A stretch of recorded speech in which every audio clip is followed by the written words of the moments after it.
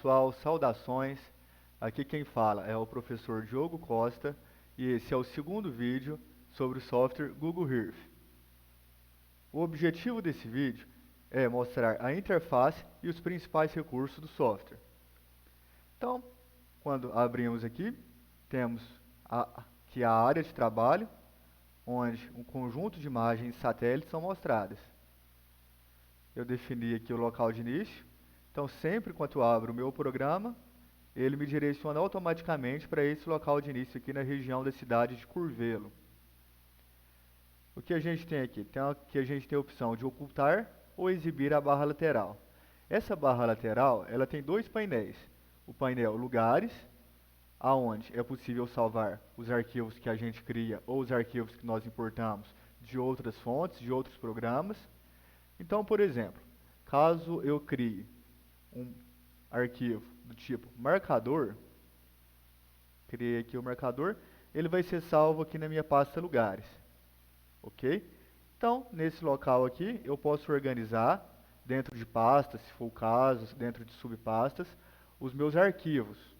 Então, só a título de exemplo, eu tenho uma pasta aqui que se chama Cefet e tem, olha só, arquivos de diversos tipos, arquivos de linha, de caminho, além de marcadores. Então, aqui em Lugares, eu consigo manipular e ter acesso aos meus arquivos que foram criados ou que foram importados. Beleza. Agora, logo aqui embaixo, a gente tem camadas. Então, o que tem nesse painel camadas? O software, ele possui um banco de dados, como por exemplo, olha só, estradas, nome de lugares. Olha só, então tem aqui campo de futebol, campo de futebol. Alguns locais aqui, alguns lugares já foram marcados. Possibilidade, olha, de ver fotos que foram disponibilizadas no site do Google. Então, nesse menu aqui, o que eu deixo marcado, sempre marcado, é limites e marcadores, para me poder localizar, né, para me saber, por exemplo, quanto eu aproximo de alguma região, eu ter acesso ao nome daquela localidade, para não ficar aí tão perdido, poder localizar com mais facilidade aí os municípios. E aqui também eu consigo pesquisar por nome determinado local.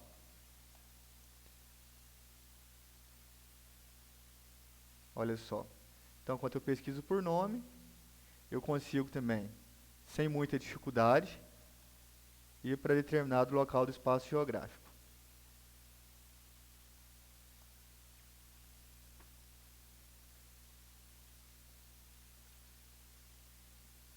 Perfeito. Então, aproximando aqui, né? Aqui embaixo, a gente tem a data das imagens. Então, por exemplo, essa imagem que eu estou tendo aqui na tela, que eu estou vendo aqui, ela é do ano de 2020. E logo aqui a gente tem as coordenadas planas e a elevação e o ponto de altitude. Ou seja, o nível, o ponto da altitude da visão.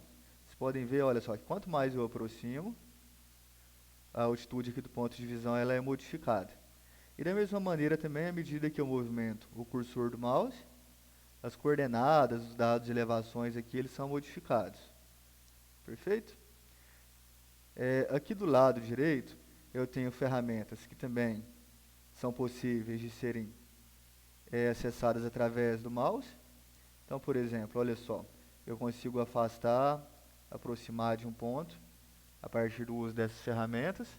Consigo mover para a lateral, para um lado, ok? Tem essa ferramenta de orientação aqui. Então, sempre deixo aqui o norte, né, no seu local.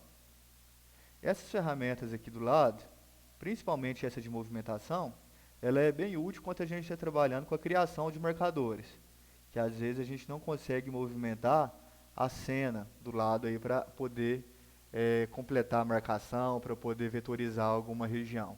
Então, elas são bem úteis nesse caso. Uma função bastante interessante do programa é a função Street View. Então, a partir dessa função, a gente pode ver, por exemplo, olha só, uma visão tridimensional das ruas em vários pontos do Brasil e do mundo. Então, olha só, tem uma visão aqui tridimensional da Avenida Integração, aqui na altura do número 94.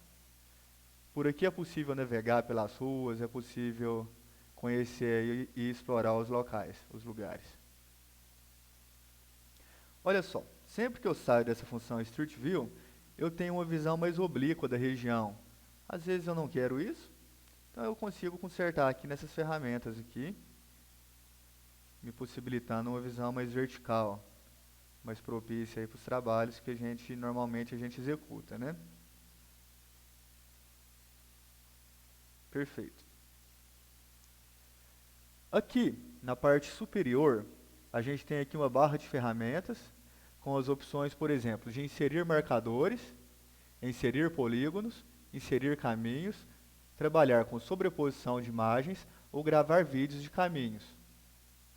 Temos também esse item que mostra as imagens históricas. Olha só.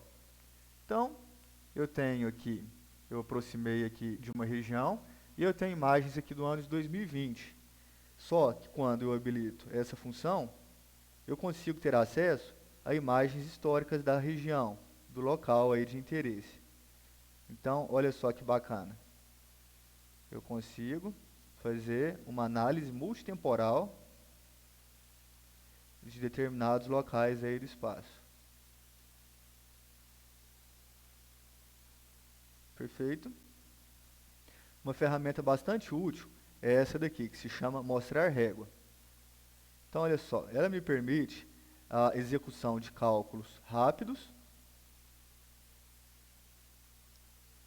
Então, olha só, estabeleci aqui uma linha e eu tenho aqui o comprimento, né, a distância dessa linha, de um ponto até o outro.